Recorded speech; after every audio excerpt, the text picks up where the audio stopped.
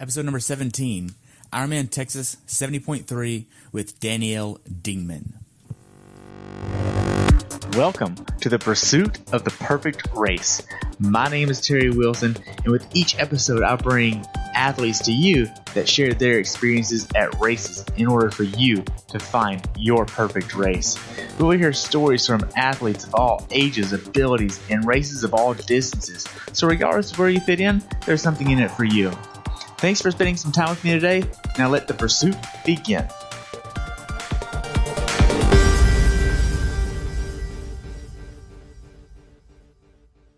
Hey everybody, thanks for tuning in for another episode of the Pursuit of the Perfect Race. Today I talked with SBC athlete Danielle Dingman.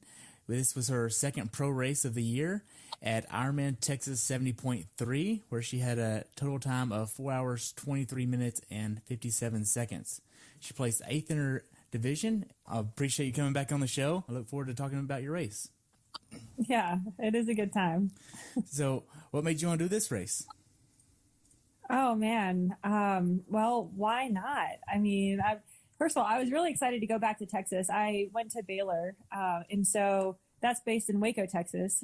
So I had a lot of friends in the area, and they were able to come down to the race and be there to support. So that was fun. I really kind of have a love for Texas, so that was a lot of fun. Also, the timing was really good in my schedule, and also I knew that it would have the bike course would be windy. At least that's what I had heard from previous years. So considering the bike was a strength of mine, I wanted to do some races that had some more technical or challenging bike courses. So this one kind of fit that bill as well. Okay. So when did you actually head down to Texas? Let's see. I drove down. I started my drive on Wednesday. I could have done it all in one day, but I was driving myself, so I decided to chop it up. And I stayed with some friends in Dallas on the way down on Wednesday, and then drove down to Houston on Thursday, stayed with some other friends that I haven't seen in a few years, and then finished the drive, just like about an hour drive to Galveston on Friday. Okay. So you said you got an Airbnb this year, right? Yes, I stayed in an Airbnb in Galveston. Mm-hmm. Okay. How did that work out for you? It worked out well. It was really inexpensive, not that far from anything, so it was really easy to get around.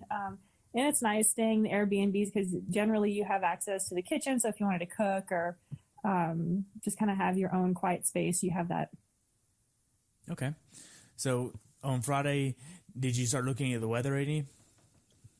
Yeah, I went out for a ride and just to ride the course, and had a headwind on the way out and tailwind on the way back. And afterward, I looked at the weather forecast for race day, and I was like, well, it looks like the winds are going to shift. And I noticed that the winds were forecasted to let us have a tailwind on the way out, a headwind on the way back, and also be about 20 degrees cooler than expected, which I was really actually excited about the cool weather, excuse me, because we've had a lot of cold weather in Missouri. So that's what I've been training in. And so it really worked out well for me. Okay. So now then, I also raced this race, and going off of my bike computer, the high on the bike was 46 degrees. So cool and cold for Texas in April.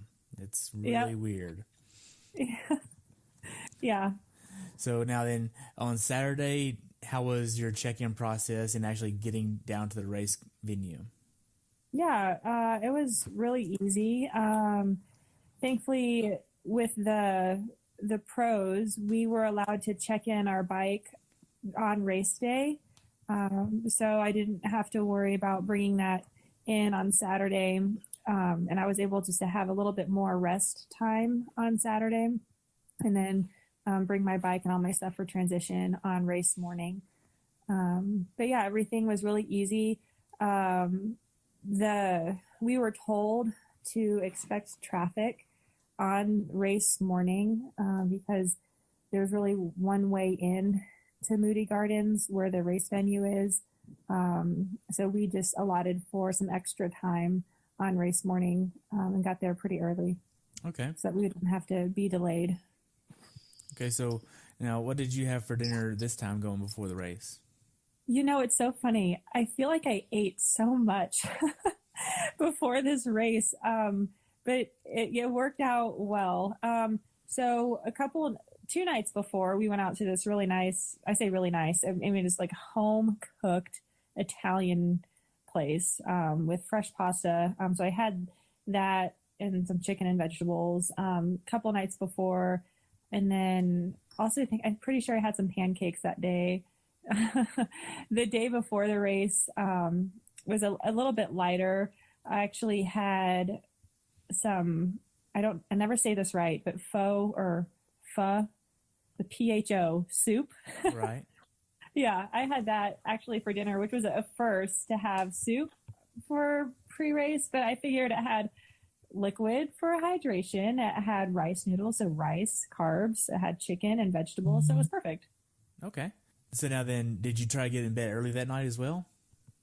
I made sure I got to bed early a couple nights before the race, because for me, that's really a priority is 2 nights before a race night. I never really sleep that great. I just have a lot of excitement. But yeah, I definitely tried to get to bed early. It's just a matter of actually staying asleep where I struggle. Right. Now then, you just did a 70.3 not too long ago. How was your training coming off of that 70.3 going into this one? Yeah, it was pretty good. We took a little bit of time to recover from that race, and then I had 3 weeks in between races. So that 1 week after Campeche, we just kind of had some recovery, and then had a build up into a somewhat solid week of training, and then followed by kind of race week prep leading into this one. So we didn't do, a whole ton of work. A race in and of itself is really good training. So we also kind of used that to help with this race. Okay. The middle week in there, how many hours did you train that week? That week, probably around 15 or so. And that's with working a full-time job? Yeah, I work full-time, and then I'm also commuting several hours a week for work. Wow. So then the week of the race, you just do a recovery week going into that race, and not really a full taper, I would assume. No, not really tapering big for anything right now. But just some things to definitely keep the legs fresh. And then with the travel heading down there, just focus on getting the legs turning over on the bike, getting in the water, keeping that feel of the water. But no big workouts really the week of the race. Okay. So then you wake up on race morning at what time? Oh gosh, I think I got up at 3:45. Oh wow. And then you started heading to the race course or the race venue at what time? I think we left. I think it was about 4:15. Transition was set to open around 5, and so we were told to expect traffic. So we just added a little bit extra cushion onto our travel time.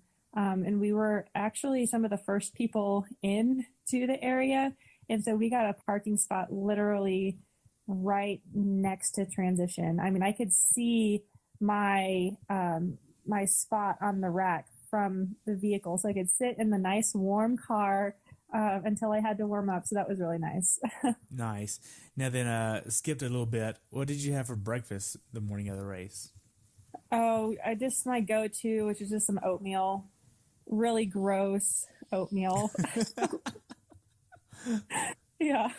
I like oatmeal and peanut butter. It's something that just sticks to the ribs, Not much, because you do a lot of your nutrition in the days leading up to the race. The morning of, I mean, you need something, but it's not going to do you too much if you haven't really been fueling properly in the days leading up to it. Also, because this race was a bit cooler, it was important to get some extra calories in because your body is working harder to keep itself warm. And so you're going to burn extra.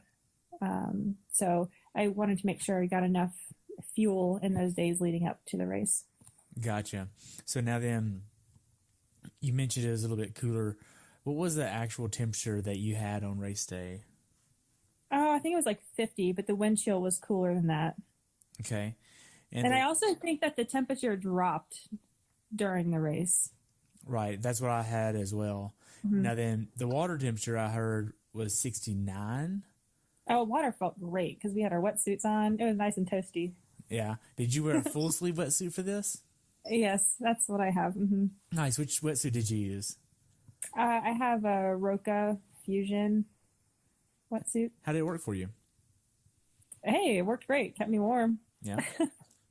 Yeah.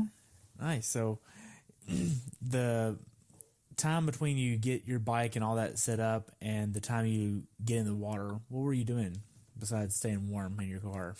Yeah. So about an hour before heading down to the swim area, I usually do a light jog and then some running drills and a few strides just to kind of wake the legs up and get the blood pumping. And then from there, I will get my wetsuit on, my layers of Vaseline, kind of get all my gear that I need for the swim start, and then head down there to the water. And, we got down there and we had about almost 15 minutes until our race start. So we could have been in the water for about 15 minutes, but most of us kind of just waited around on the dock about, 8 minutes or so before the start to get in and do some laps. Okay. The last 5 minutes before the race, you finally got in the water and actually started swimming a little bit? Mm-hmm. Okay. Yes. We did. So how did the swim go for you? Well, the swim was better than my first race, so that's a positive. It was pretty windy out there, and we had it was choppier, I think, than I was expecting. But I mean, regardless, my swim was better than last time, even with a little bit of tougher conditions. But the swim is my Achilles heel, continuing to work on it and refine it. But I ended up still coming out of the water last in my field, about 3 minutes behind the next person in front of me. Okay. This was a 3-turn course with a long straightaway on the backside. Yes. And it's in salt water. Did you have any issues with the salt water? No, I did not. I had issues in Campeche with chafing under my arms because of the salt water, but I learned my lesson and made sure I Vaselined that area up before this race. But yeah, I didn't have any issues with it. Mm-mm. Okay. So you get out of the water and then you get to transition. How was that? Okay, so it's kind of a funny story. I was running up the ramp from getting out of the water, feeling a little discouraged in being in last. But somebody, a male age group athlete, had passed me just before getting out of the water. And so he was up ahead of me, and I saw him tearing his wetsuit off, and I saw this bright flash of red and this big SBC logo. And it was a teammate of mine, a guy named Trevor. And it just made me so happy. I sprinted up to him. We gave each other big high fives, and then I kept sprinting on to my transition area. And so it was, I say that was kind of it was a moment of the race that really made the race for me, because it kind of turned around my feelings of being discouraged to just being encouraged by having other teammates out there. So got to transition, got my wetsuit ripped off, got my bike, my helmet, my glasses, and then took off on the bike and ended up having a pretty fast transition time. And then it was just time to go to work on the bike. Now then, this swim is notorious for having oyster beds on the swim. Now, Fabulous. Did you encounter any of them? Nope. I had never heard that. Yeah, so on the swim out, my wife actually cut her finger on one of the oysters, and she was bleeding in transition because she cut her finger on one of the oysters. And this past weekend? Yeah. Huh. Like in transition, she was trying to find a Band-Aid. Like, no kidding. Yeah, so I didn't know the water was that shallow. Yeah, so it's right there at the swim out, and she was swimming all the way up, and then she hit one of the oysters and cut her finger right there towards the end, and that's why they were saying swim all the way up. Oh, okay. Yeah. Okay. Wow. Yeah, well, glad to know, at least for next year. Yeah. Now then, on the bike, how was the bike for you? The bike was pretty solid. Like I said, I was 3 minutes behind the next person ahead of me coming out of the water. And so I knew I had a lot of work to do. And what was challenging is that the bike course is a long, straight stretch. And, with the pro field, we don't start with a ton of people like they do in the age group fields. And so I could not see anybody up ahead of me. So I just kind of had to have faith that if I was going, pretty fast, I'd eventually catch somebody. So it took quite a while, but I finally saw a little speck of a person on the horizon. And I thought, that's my person. Got to get them. And so I just kept my head down, kept going, finally caught somebody. And I'm like, all right, I'm not going to finish this race in last place. And so then I kind of just kept like a mental counter going of how many people I would catch. So I caught one and then finally caught another person and finally caught another person. And then on the way out, we had a tailwind. So our speeds were pretty high on the way out. And then when we turned around, we had a pretty stiff, just direct headwind. And so it definitely slowed everybody down quite a bit. But on the way back, I had, I don't know, maybe 20 miles left to go or so. And I started doing some mental math. I thought, if I average this speed, I'll have this bike time. Then if I run this time, well, I'll have a really competitive overall time. I'm still in this. So that was kind of the mantra that I was telling myself. I just kept saying, you're in this. You're in this. And then I'd see another person up ahead of me. I'm like, all right, go get them. So that was kind of my strategy on the bike. Wow. So now then, it was frigid on the bike. Did you wear gloves or anything? I didn't even think about the temperature. I thought it felt great. I didn't have any problems. I loved it. Wow. Yeah. Because I know by the time I got done with the bike, I biked 240-ish, and nice. Which was like 20-ish minutes behind you. And my feet were numb. My hands were frozen. And I was cold. And it was crazy. I didn't think about the temperature until I had to get off of the bike. And that's when I thought, I sure hope I can feel my feet when I try to hit the ground. So I was definitely very cautious when I was dismounting my bike because I could feel that my upper body and my arms, my hands, everything was just a little stiff. So knowing that, I know it would have been easy to make, to move the bike in a certain way and then not feeling my feet. It could have been easy to make a mistake in getting off the bike. So I was definitely mindful. Right. Now then, did you adjust your nutrition plan being that it was a little bit cooler?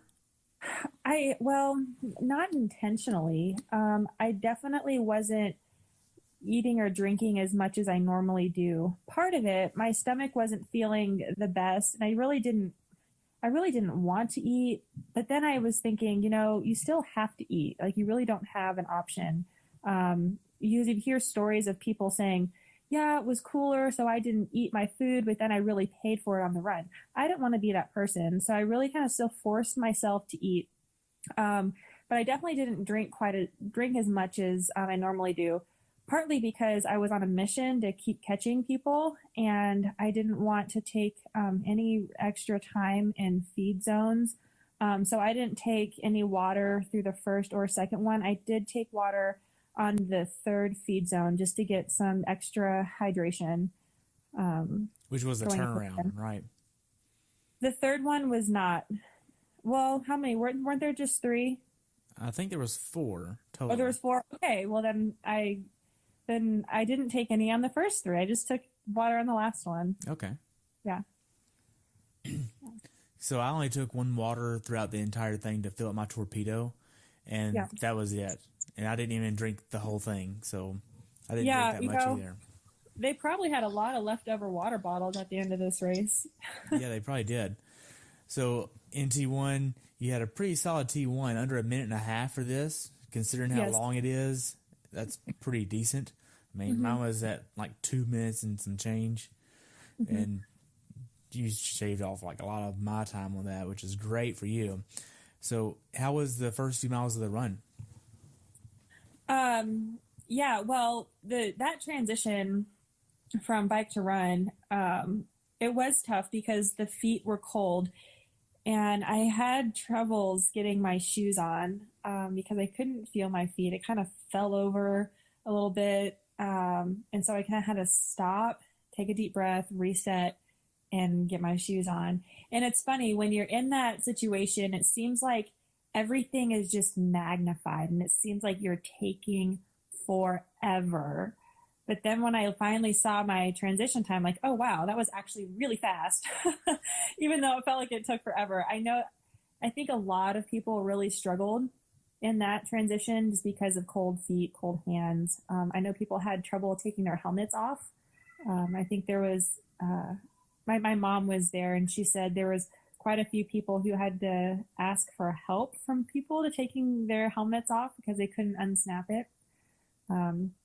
So I have my helmet as one of those magnetic quick release straps, so it was really easy to get on and off. But anyways, going into the run course was a lot of fun.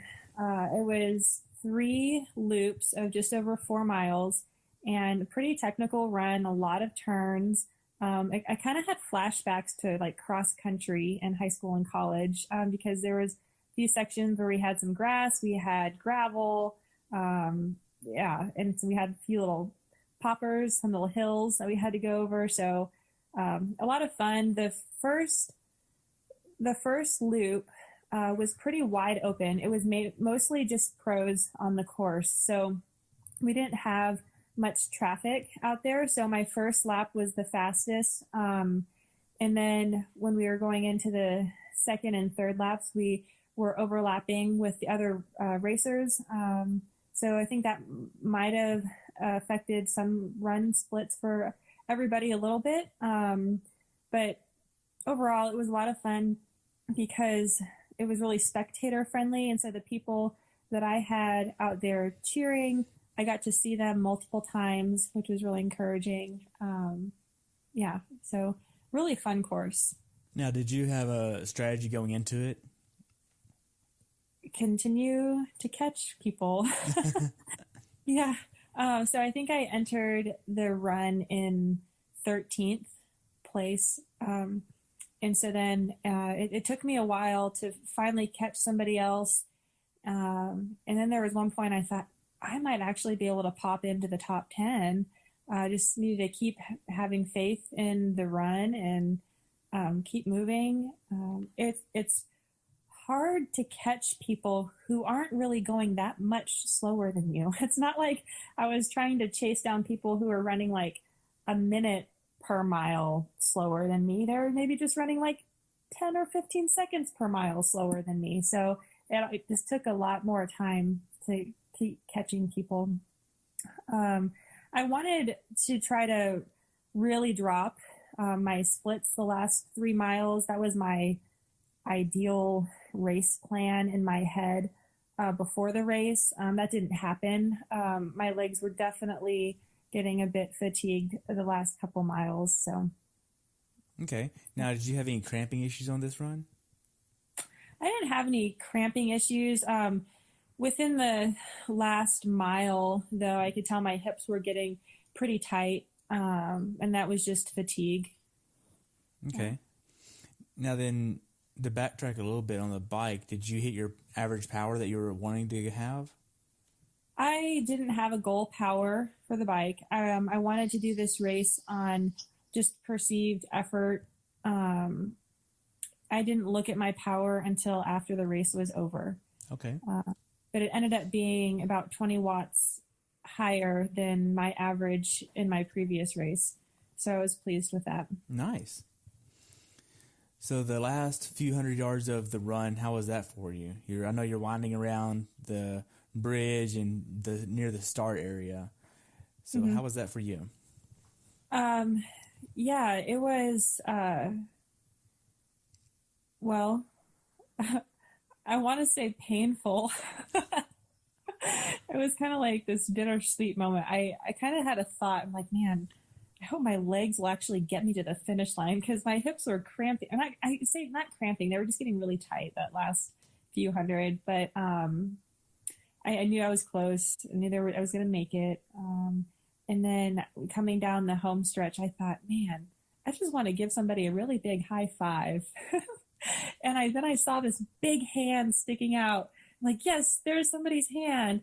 And then I looked to the body that was attached to that hand, and it was my buddy, my friend Casey, that came to cheer me on. So I ended up giving him a really big high five. It was the best high five of my life.